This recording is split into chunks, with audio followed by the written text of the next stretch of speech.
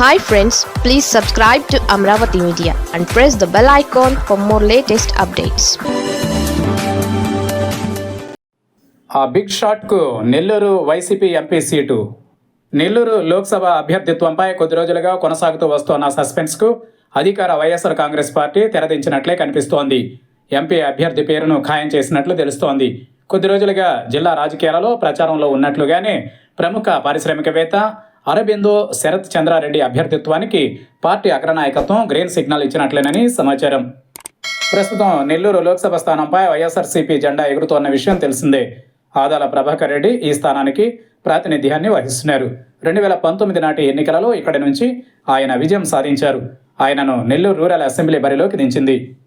ఆదాల ప్రభాకర్ రెడ్డికి ప్రత్యామ్నాయంగా రాజ్యసభ సభ్యుడు వేమిరెడ్డి ప్రభాకర్ రెడ్డి పేరును తెర మీదకు తీసుకొచ్చింది. నెల్లూరు ఎంపీగా పోటీ చేయడానికి ఆయన కొన్ని కండిషన్లు పెట్టారు.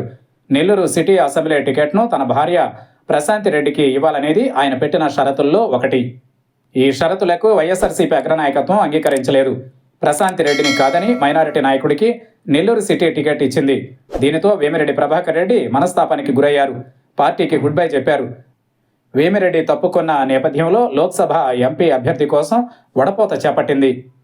చివరికి అరబిందో డైరెక్టర్ శరత్ చంద్రారెడ్డి పేరును పరిశీలనలోకి తీసుకుంది. తాజాగా నెల్లూరు ఎంపీ అభ్యర్థిగా ఆయన పేరును ఖరారు చేసినట్లు చెబుతున్నారు. ఆయన స్వస్థలం నెల్లూరే.